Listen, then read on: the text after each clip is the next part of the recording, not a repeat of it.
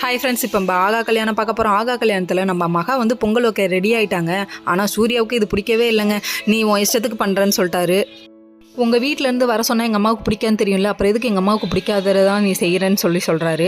நீங்கள் ஏங்க இப்படி இருக்கீங்க? பொண்டாட்டியை கொஞ்சமாக நினச்சி பாருங்கள். நான் சொல்லவே இல்லைன்னு சொல்லி அவங்க எவ்வளோ சொல்லியும் இவங்க புரிஞ்சிக்கவே இல்லை. அதுக்கப்புறமா பொங்கல் வைக்க ரெடி ஆகிட்டாங்க. மகா வீட்டிலேருந்து வந்துட்டாங்க. வந்தோடனே சீர் கொடுத்துட்றேன்னு சொல்லிட்டு சீர் கொடுக்க ஆரம்பிக்கிறாங்க. நம்ம சித்ரா வாயை மூட முடியுமா? அது என்னமோ தெரிலங்க. அந்த வீட்டில் சித்ரா தான் ஒரு மாதிரி ரொம்ப இன்சல்ட் பண்ணுறாங்க. உடனே அந்த சின்ன பொண்ணால் பொறுத்துக்க முடியலங்க. வேறு லெவலில் பயங்கரமாக அசிங்கப்படுத்திட்டாங்க அவங்கள. இந்த சின்ன பொண்ணெல்லாம் அசிங்கப்படுத்துகிற நிலமையில் நம்ம சித்ரா இருக்காங்க. அது வேறு விஷயம். வீட்டில் பெரியவர் கொஞ்சம் அட்வைஸ் பண்ணி அமைதியாக இருமான்னு சொல்லிட்டாரு. இன்னொரு பக்கம் அவங்க இதுக்கு மேலே நம்மளால் அசிங்கத்தை தாங்க முடியாமல் கிளம்பி போயிடலான்றாங்க. ஆனால் இந்த ஐஸ்வர்யா இருக்கே ஒரு சில்லறத்தனமான ஆளுங்க. எனக்கு அவ்வளோ விட 100 ரூபாய்க்கு கம்மியாக புடவை எடுத்துகிட்டு வந்துட்டீங்கன்னு சொல்கிறாங்க. எது இல்லைலாம் போட்டி போடணுன்னு ஒரு விவஸ்தையே இல்லையாமா? இன்னும் நீ வளரல. அதுக்கப்புறமா மகா வீட்டிலேருந்து எல்லாருமே கிளம்பி போயிட்டாங்க. மகா பொங்கல் வைக்கவும் ஆரம்பித்ததுக்கப்புறமா பொங்கல் கிழக்கு பக்கம் பார்த்து பொங்கியிருக்கு.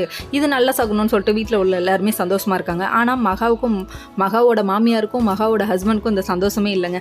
அதுக்கப்புறம் ஒரு வழியாக பொங்கி முடிச்சாச்சு. அதுக்கப்புறம் என்ன பண்ணியிருக்காங்கன்னா, படையல் போட்டு சாமி கும்பிடணுங்க. படையல் போட்டு சாமி கும்பிடும்போது ஆசீர்வாதம் பண்ணணும். எல்லாத்தையும் ஆசீர்வாதம் வாங்கினவங்க அவங்க அத்தையும் ஆசீர்வாதம் பண்ணல, அவங்க புருஷனும் ஆசீர்வாதம் பண்ணல. என்னால் உன்னை பொண்டாட்டியாகவும் ஏற்றுக்க முடியாதுன்னு சொல்லிட்டாரு. சொன்ன உடனே சொல்லிட்டு ரூமுக்கு வந்துட்டார். ரூமுக்கு வந்தோடனே பின்னாடியே மகா வந்துட்டாங்க. எதுக்குன்னு சொல்லி கொஸ்டின் கேட்கணுங்கிறதுக்காக வந்துட்டாங்க.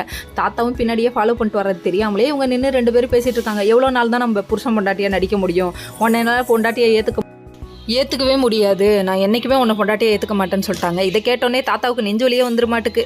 ஓகே ஃப்ரெண்ட்ஸ், நெக்ஸ்ட் வீடியோவில் பார்ப்போம். பாய்.